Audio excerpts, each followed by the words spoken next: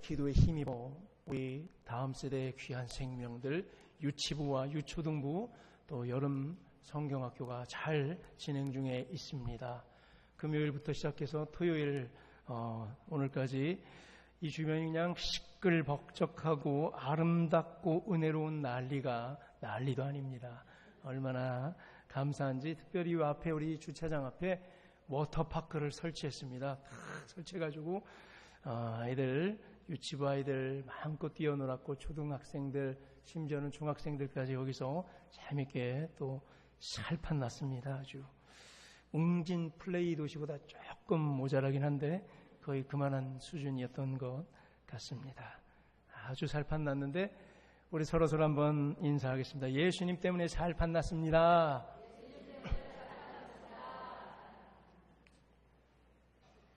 살판 났죠. 근데 이상하게 주변에 보면 늘 죽겠다고 말하는 사람들이 이렇게 많은지, 아이고 죽겠다. 어떤 이는 말합니다. 에휴, 더 살면 뭐해, 이제 죽으련다. 또 어떤 이는 이러고 사느니 죽는 게 낫지. 아유, 그 마음들 오죽하겠습니까? 저는 그대로, 액면 그대로 받아들이는 사람이거든요. 심각하게 저는 받아들입니다. 어떡하나, 저러다 죽으면 어떡하나. 그런데 이런 말을 들을 때마다 이제 제 나름대로 저도 이제 세상 물을 좀 먹게 되니까 갖게 된 결론이 있습니다. 그 다음에도 여전히 멀쩡하게 잘들 살아있다는 거예요. 제가 미국에서 공부할 때 한국에서 온 목사님들을 만나게 되면 반갑잖아요. 그래서 귀한 사귀고 교제를 나누게 됩니다. 그중 몇 사람들 기억나는데, 어떤 사람들은 볼 때마다 죽겠답니다. 영어가 너무 어려서 공부하는 게 어려워서 죽을 것 같다 그러고, 어떤 사람들은 학비가 없어서 이제 한국으로 들어가야 될 것 같아. 죽겠어 라고 심각하게 말하면 저는 진심 어리게 걱정을 합니다. 그러면서 또 나름 경험치가 쌓여서 나름 결론을 갖게 됩니다. 6개월 후 아니면 1년 후쯤 또 길 가다가 그렇게 만나게 되면 여전히 멀쩡하게 잘들 살아있습니다. 그렇게 쉽게 안 죽어요. 다 살 길을 마련해두고 살아가고 있더라고요. 각자의 형편에 따라 다들 살 길들을 마련해가고 살고 있습니다. 그래서 버릇처럼 푸념하듯이 아이고 죽겠다 그러면서들 살아가는 게 우리네 인생길인가 봅니다. 오늘날 경제 상황이 그리 썩 좋지 않다는 것 누구나 다 실감할 것입니다. 자세한 건 잘 모르겠지만 식당 가보면 바로 느껴져요. 음식값이 많이 올랐어요. 참 정말 지긋지긋하게 오르지 않는 것 있죠. 우리 남편 월급과 우리 아이 성적뿐인 게 우리의 피할 수 없는 현실인가 봅니다. 최저임금 문제로 계속 시끌벅적하죠. 최저임금 올려달라, 생계를 보장해달라, 한동안 이런 외침이 있었잖아요. 그래서 올려줬더니 또 중소상공인들과 자영업자들은 최저임금 상승 때문에 가게 문을 닫고 있습니다. 살려주세요. 또 그래요. 이거 누구 편을 들어줘야 돼요? 참 어렵습니다. 한 투자증권 연구원에 따르면 최저임금 상승에 따라 편의점 기준으로 점주가 직접 근무 가능한 점포를 제외한 나머지 점포들 인건비 부담이 점점 늘어날 것이고, 올해 약 3,047개의 편의점 점포가 문 닫게 될 것이라 예측한답니다. 28년 된 자동차 부품 회사 사장은 말하기를, 최저임금 상승으로 인건비는 치솟고 매출은 반토막인데 은행은 돈줄을 쪼여오고 죽겠답니다. 우리 모두는 또 심각하게 걱정하고들 있죠.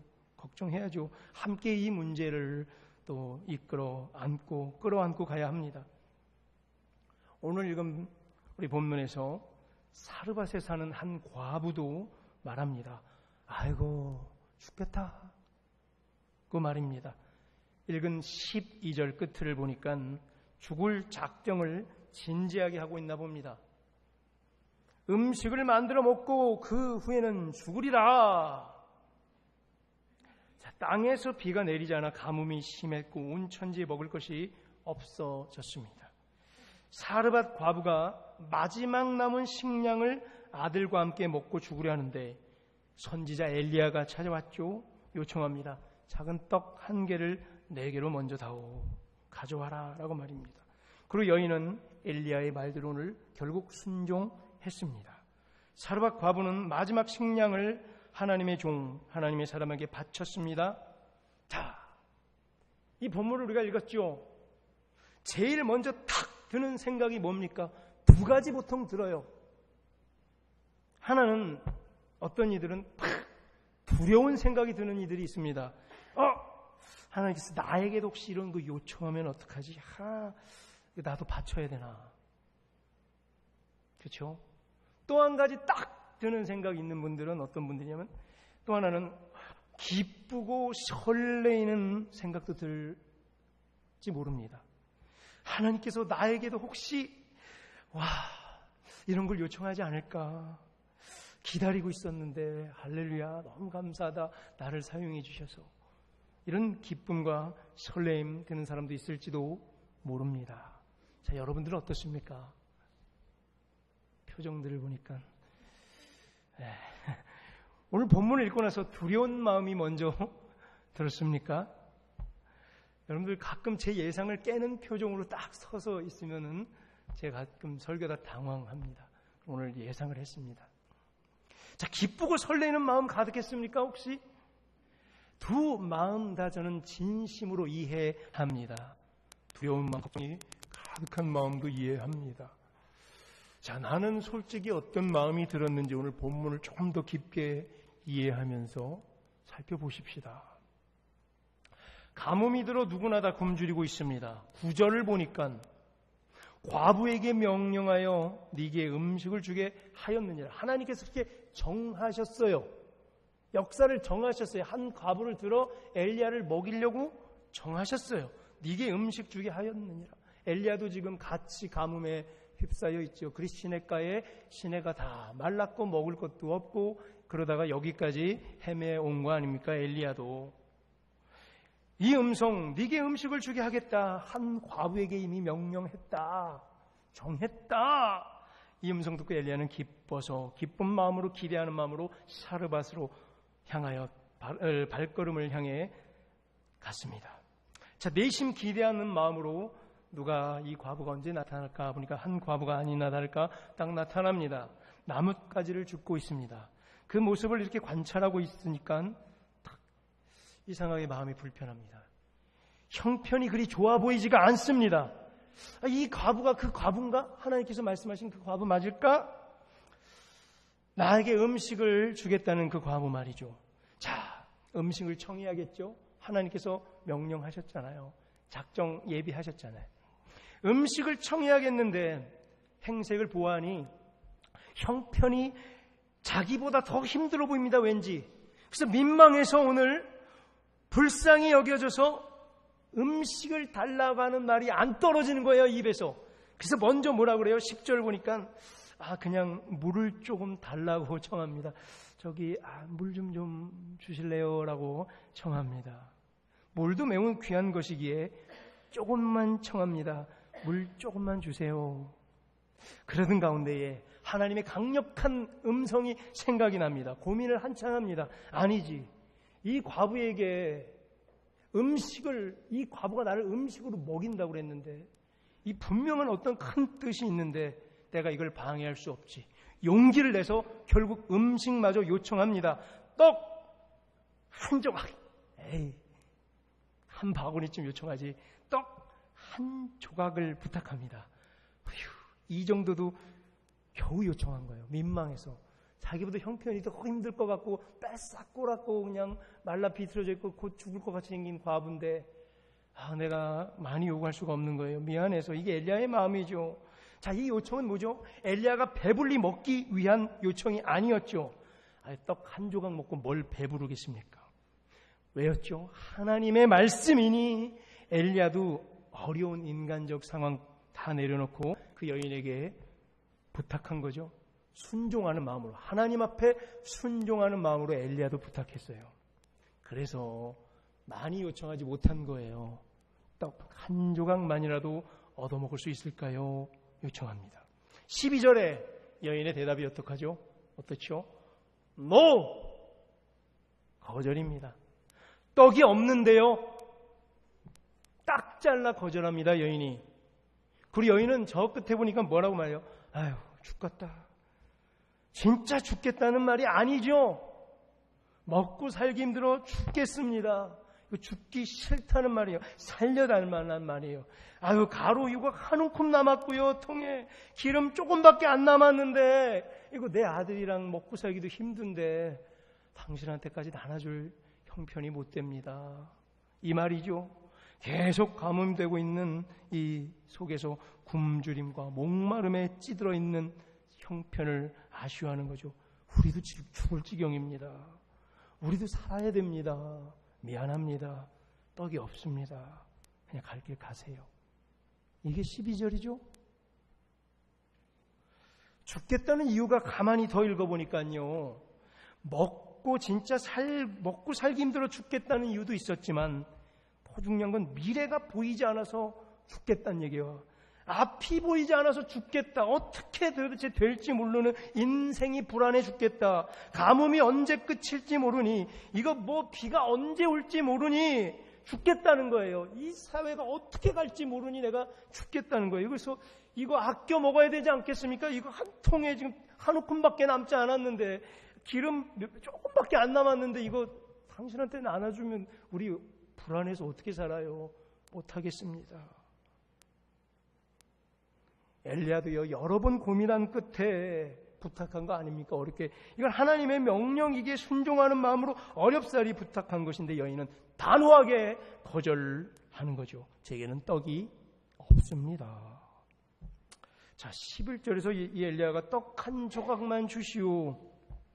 이게 그렇게 큰 무리한 요구입니까? 무리한 요구 아니죠. 떡 한 조각 달라는데, 우리 가끔 이 본문 묵상하거나 또 설교 들을 때 여인이 갖고 있는 전 재산을 바쳐라, 여인의 모든 것을 바쳐라, 자꾸 이렇게 뭐라고 하면 안 돼요. 그게 아니면 떡 한 조각 달라고 그랬는데 뭘 무리한 요구한 게 아니었어요. 자, 여기서 뭘 우리가 읽어야 되냐면요, 사람마다 각각 처한 상황에 따라 심리적인 압박의 강도가 다 틀리다는 거예요. 어떤 사람은 더 큰 힘든데 별로 안 힘들어하는 사람도 있고, 어떤 사람은 조금 힘든데 죽겠어 하는 사람도 있죠. 병도 마찬가지. 어떤 사람은 진짜 병원에 심각해가지고 병원에 입원해서 치료받아야 될 사람들인데 하나도 안 하면 그냥 멀쩡하게 일하러 다니는 사람이 있어요. 또 어떤 사람들은 멀쩡해 보이는데 툭하면 병원에 입원해 있는 사람도 있어요. 강도가 틀려요. 압박을 받는 심리적 강도가 다 틀리다는 말이죠. 기준도 다 틀려요. 상황을 판단하는. 이 여인은 어때요? 심리적으로 극도로 불안해했죠. 뺏길까봐 자기 것 지금 요만큼밖에 없는데, 한 웅큼밖에 없는데, 한 웅큼 얼만큼이에요 도대체? 주관적이죠. 한 웅큼 많은 거예요? 작은 거예요? 많을 수도 있고 작을 수도 있어요. 기름이 반 이상 남았다, 많이 남았을 수도 있죠. 몇 달은 먹을 수도 있는 기름일 수도 있어요. 근데 여인은 뭐래요? 심리적으로 너무 움츠려들어서 오늘 요 한 움큼 남은 가루와 요 기름으로 먹고 이제 죽으렵니다. 마치 마지막 남은 과부의 비참한 식량인 것처럼 스스로 더 작아졌죠. 이게 내가 남은 마지막 건데 뺏어가려고 그래. 나 이거 먹고 확 죽어버릴 거야. 이 말이에요. 근데 아직 안 죽을걸요, 제 생각에. 아직 안 죽어요. 그렇게 쉽게 못 죽어요. 근데 뭐예요? 심리적으로 약해진 거예요. 자존감이 다 무너진 거예요. 자아가 형편없이 작아져 있어서 너무나 민감하게 반응합니다. 떡 없는데요? 강팍해졌죠? 조금, 우리 먹을 게 그래도 있는데 좀 나눠드릴게요. 좀 계세요. 우리가 맛있는 떡 하나 해서 드리겠습니다. 이 마음이 사라졌다는 걸 말하는 거예요. 이 강팍한 시대에, 가난한 시대에, 가뭄의 시대에, 움츠려든 시대에 마치 오늘 우리가 살고 있는 것처럼 나눠줄 수 있는 룸이 없습니다. 여유가 없습니다. 그렇게 돼버린 거죠. 자, 이거로 끝내고 가면 떡 없습니다. 이 여인 가세요 하고 끝낼 수도 있는데 그 뒤에 뭔가 주저리 자기 형편을 궁색맞게 설명하죠. 이건 뭐 합리화까지는 갈 건 아닌데 자기를 이해해달라, 미안해, 내가 나그네 당신 떡 한 조각도 못 줄 형편이야, 미안해 하면서 괜히 궁시렁 설명을 합니다. 자신이 작다는 것을 설명합니다. 이 정도로 궁색하다는 것을 저에게 이해시킵니다. 뭐라고요? 다만 통에 가루 한 움큼 있습니다. 한 움큼이면 많네요. 아니면 작은 거에 한 움큼? 궁금하다는 얘기예요. 굳이 설명 안 해도 되는데. 자, 보세요. 만약에 내가 저기 배고팠는데 어떤 할머니가 나한테 땅콩을 한 움큼 줘가지고 내가 배불리 먹고 동생까지 나눠줬어. 자, 여기서 한 움큼은 뭐예요? 작다는 얘기예요? 많다는 얘기예요? 많다는 얘기죠. 움큼이 얼마나 많은 건데. 근데 이 여인은 한 움큼밖에 안 남았어요. 심리적으로 작아졌죠. 주관적이에요. 병의 기름도 조금밖에 안 나. 조금이라는 게 얼만큼부터 조금인 거예요? 한 1.5리터면 조금인 거예요? 아니면 2마리 조금인 거예요? 뭐가 조금인 거예요? 한 3양동이면 조금 거예요? 사람마다 기준이 틀리다는 얘기예요. 자, 예를 들어 보면 집사님, 전 돈 500만 원만 빌려주세요. 500만 원만 빌려줘. 금방 갚을게. 그 상대방이 말합니다. 나 돈 없어. 우리 큰애 말이야, 수학. 괜히 주저리 선다. 돈 없어 하면 끝날 건데 수학 성적이 떨어져서 또 점수가 계속 떨어져. 학원 새로운 거 하나 더 끊어줘야 돼. 그리고 우리 남편 회사 지금 그 최저임금인지 뭔가 자꾸 올려달라고 해가지고 요새 힘들어. 굳이 궁색하게 자꾸 설명을 합니다. 없다고 하면 끝날걸? 자, 이런 거예요. 겨우 떡 한 조각 달라고 하는 것이 누구에게는 무리한 요구처럼 여겨질 수도 있어요. 심지어는 사람에 따라서 내가 가진 모든 것을 빼앗으려고 그러는구나 라고 여겨질 수도 있어요. 마치 아브라함 코스프레를 해요. 아브라함이에요. 내가 가진 모든 것 이삭을 갖다 바치라는구나. 그냥 떡 한 조각 달라고 그랬는데 너무 멀리 나간 거 아니에요.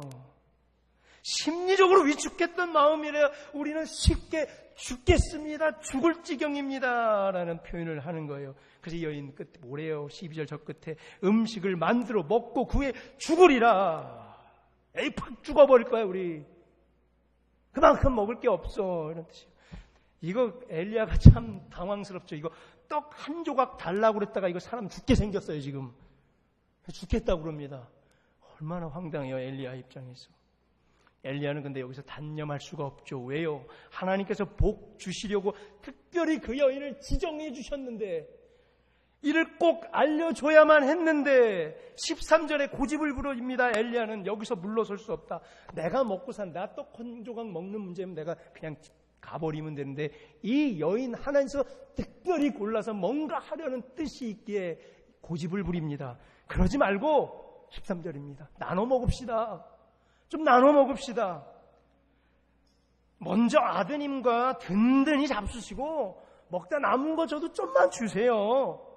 이게 아니라 근데 우선순위가 있었어요. 엘리야는 작은 떡 한 개를 먼저 내게 주시고 그 후에 당신과 아들이 드십시오. 이거예요. 전부 나에게 갖다 바치시오. 빼앗는 것이 아니라 네가 가진 모든 것을 드려라. 자꾸 이렇게 얘기하면 그게 아니에요. 우선순위로 먼저 하나님께 순종하는 액션을 취해 보세요. 당신을 위한 겁니다. 내가 이거 떡 하나 먹는다고 당신 굶어 죽습니까? 믿음 가지고 한번 순종해 보실래요? 이 생사의 갈림길에서 어떻게 살려주시는지 체험해 보실래요? 하나님께서 당신을 특별히 지명해서 불러서 뭔가 하려고 하는 이거를 엘리야는 전해주고 싶었던 거예요. 그래서 고집 부려요. 좀 나눠 먹읍시다 라고 말이죠. 작은 떡 한 개면 됩니다. 이거 먹고 엘리야 배부르겠습니까? 간의 기별도 안 갈 겁니다. 그렇다면 왜? 배부를 것도 아닌데 엘리야는 오늘 이렇게 고집 부리고 있을까? 앞서 말했지만 하나님의 음성에 순종하기 위함인데요. 왜 작은 떡 한 개를 취하려고 고집을 부릴까? 다시 말하지만 굶주린 엘리야가 자기가 살리는 게 목적이 아닙니다. 오늘 본문의 핵심은 엘리야, 배고픈 하나님의 종 살리는 게 목적이 아닙니다. 가끔 이 본문을 설교할 때 우리가 목회자 후보생들이나 전도사님들, 목회자들에게 뭐라고 말해요? 하나님께서 책임질 것입니다. 순종하세요. 하나님의 종은 어쨌든 책임지십니다. 이 말이 아닌 거예요. 오늘 포커스는 절대 엘리야를 향해 가지 않습니다. 엘리야가 배부르게 먹는 건 아무 관심이 없어요. 오늘의 모든 포커스와 화살은 누구를 향해 가냐면 사르밧 과부를 향해 갑니다. 8절에서 9절. 왜요? 하나님께서 이미 그렇게 정하셨기 때문이에요. 엘리야 입장에서는 하나님의 명령에 순종해야 돼요. 하나님께서 정하셨어요. 누구를 위하여? 엘리야를 위해서가 아닌 거예요. 오늘 엘리야가 끝까지 떡 한 조각 얻어먹으려고 하는 건 누구를 위해서요? 그 여인을 위해서예요. 사르밧 과부의 입장에서 그가 만약에 순종했을 때, 그 특권을 가지고 순종했을 때 엄청난 복이 그에게 임할 거라는 것을 알았기에 이걸 전해주기 위함이 핵심이죠. 간절한 마음으로 복받고 인생이 바뀔 기회가 그 여인에게 오늘 있었는데 그걸 전해주고자 하는 게 엘리야였어요. 다시요, 오늘 이 장면은 엘리야라는 하나님의 사역자를 먹고 살리려는 게 목적이 아닙니다. 이 본문은 그래서 하나님께서는 당신의 종을 먹여 살리십니다, 이렇게 설교하면 안 되는 거예요. 또는 하나님의 부름받은 종에게 잘해야 됩니다. 하나님의 종에게 잘하면 복받습니다. 이렇게는 더더욱 설교하면 안 되는 거예요. 이 여인은 엘리야가 누군지도 몰라요. 아직 엘리야 유명한 사람도 아니에요. 기껏 오늘 17장 1절에 처음 성경에서 엘리야 나왔어요. 아직 아무 활약도 한 것도 없어요. 18장 19장에 가서야 이제 바알과 아세라 선지자 850명과 대결을 해서 이기고 그때부터 유명해지지, 이때까지는 빛도 이름도 없는 일개 시작하는 선지자예요. 사르밧 과부가 볼 때는 그저 거지 행색으로 찾아온 배고픈 이방 사람 하나예요. 엘리야가 아니라 다른 믿음의 형제가 왔으래도 이 여인은 그렇게 했을 수도 있어요. 오늘 본문은 그래서 엘리야라는 하나님의 사역자에게 관심이 모아지고 있는 것이 아닙니다. 그럼 뭐예요? 사르밧 과부라는 하나님의 백성 한 사람에게 하나님은 온갖 초점을 맞추고 있다는 겁니다. 교회도 똑같은 거예요. 교회는 왜 있어요? 목사를 위해서 있는 게 교회가 아닙니다. 성도들을 위해서 목회자가 있는 거예요. 온갖 관심은 성도들에게 있는 거예요. 하나님의 관심은. 교회 사역의 중심이 목회자가 돼서는 절대 안 됩니다. 슈퍼히어로 목사 한 명이 돋보이는 교회가 돼서는 절대로 안 됩니다. 설교 잘하는 한 명의 목사만 돋보이는 교회가 돼서는 안 됩니다. 성도 개개인들의 삶이 보여야만 합니다. 성도 개개인들의 아름다운 교제와 섬김과 헌신의 모양새가 여기저기서 아름답게 뿜어져 나와야 그 교회가 좋은 교회입니다. 평신도들이 자발적으로 모여서 역동적인 사역의 기초를 이루어가는 교회가 좋은 교회입니다. 평신도 중심인 교회가 좋은 교회, 진짜 교회, 성숙한 교회인 줄로 믿습니다. 오늘 본문의 초점, 사르밧 과부입니다. 이게 우리의 현실이라는 거예요. 이 과부, 민생의 현실을 말해주기에 충분합니다. 이게 목회의 현장이라는 것을 저는 겸허히 받아들이겠습니다. 굶주려 있고 찌들어 있는 백성들을 하나님께서는 반드시 돌보시겠다는 약속, 이게 오늘의 주제며 하이라이트입니다. 예수 그리스도 십자가 대속의 은혜로 임마누엘로 영원토록 함께 하시겠다며 한 영혼을 위하여 끝까지 책임지시는 예수 그리스도의 사랑, 그 약속이 핵심인 거예요. 사르밧 과부의 헌신처럼, 그리고 평신도들의 서로서로의 작은 헌신을 통해서 당신의 계획을 역사하시겠다는 것이 주제입니다. 작은 헌신. 하나님께서 예비한 사람만이 드릴 수 있는 작은 헌신, 뭐 엄청난 갖고 있는 거 다 바치란 얘기가 아닙니다. 뭐예요? 작은 떡 한 조각만 만들어 오라는 겁니다. 결국 사르밧 과부는 하나님의 뜻과 엘리야의 중심을 알아차립니다. 저 사람 왜 이렇게 고집부릴까? 떡 한 조각 때문에. 그리고 비를 내릴 권능이 여호와 하나님께 있다는 것을 알고, 모든 천지의 주관자가 하나님이심을 알고, 생사화복의 완벽한 주관자, 통치자가 하나님이심을 분명히 깨닫습니다. 그리고 하나님의 통치를 인정합니다. 그리고 엘리야를 통한 하나님의 말씀을 순종합니다. 여기서 생사의 갈림길이 놓여 있습니다. 순종하시겠습니까? 순종을 통해 어떻게 됩니까? 오히려 주변에는 극심한 흉년으로 힘들어하지만 이 가정에는 통의 가루가 끊이지 않고 병의 기름이 마르지 않은 것을 보게 됩니다. 말씀 맺습니다.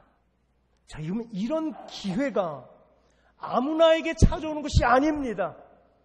하나님께서 딱 지명한 사람이 있습니다. 아무에게나 이런 특권을 주는 게 아니에요. 무슨 특권? 떡 한 조각만 먼저 달라. 이 특권을 아무에게나 주지 않습니다. 하나님께서 정한 사람에게만 찾아옵니다. 그만큼 그릇이 된 사람에게 찾아온다는 거예요. 그만한 중심을 갖고 있는 사람에게 찾아온다는 거예요. 하나님께서는 형편과 처지를 초월해서 헌신과 결단을 요구합니다. 그 헌신과 결단이 어떻게 다가온다고요? 부담감으로 다가올 때가 있고, 누군가에게는 기다렸다는 듯이 기쁘고 설레함으로 와우! 올게 왔구나 나에게! 이런 사람도 있는 거예요. 자, 이런 생사의 갈림길에서 그때마다 순종을 요구하신, 때로는 여러분들 이런 느낌 받을 때가 있어요. 내가 이거 손해보는 것 같은데, 이거 내 코가 석자인데, 남을 도와줄 형편이 아닌데, 꼭 이럴 때 헌신을 요구하는 것 같은 느낌과 상황이 닥치면, 아! 이것이구나! 올 것이 왔구나! 하나님께서 우리 가정에게, 우리 기업에, 우리 자녀에게 복 주시려나 보나. 이 심령을 퇴치하는 자, 복 받을 자, 생사의 길에서 결국 살 자라는 얘기예요. 하나님께서 그렇게 여러분들 무지막지하게 요구하지 않습니다. 아무 때나 아브라함 코스프레 하지 마세요.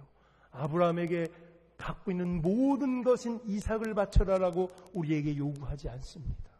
기껏 한 조각의 작은 빵, 그 떡덩어리를 요구할 뿐입니다. 여러분, 하나님께서 여러분께 준 게 많아요? 여러분께 하나님 바친 게 많아요? 솔직히 따져볼까요? 받은 게 많아요? 준 게 많아요? 그게 신앙 수준인 거예요. 내가 교회에 한 게 얼만데 지금까지? 맨날 그 소리 해보세요. 복 받나?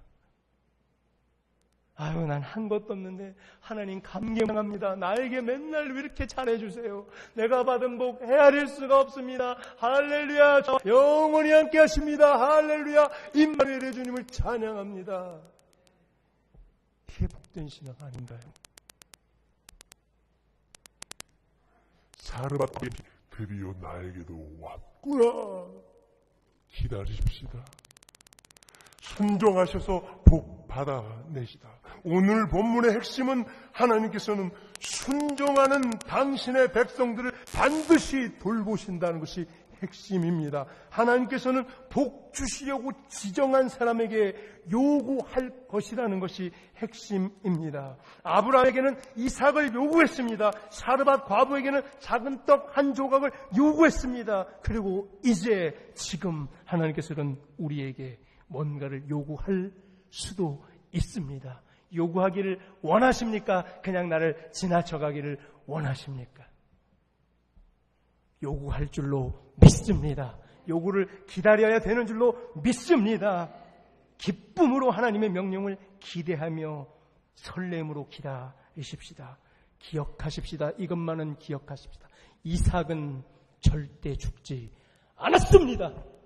사라밧 과부와 그 아들은 절대로 죽지 않았습니다. 이제 하나님 말씀 앞에 우리가 각자 서 있습니다. 우리에게 뭔가 요구하실 때 우리의 성숙한 신앙이 그것을 빨리 캐치하고 작은 떡 한 조각 준비해내는 성숙한 신앙이들 다 되시기를 주님의 이름으로 축원합니다. 기도하겠습니다. 하나님,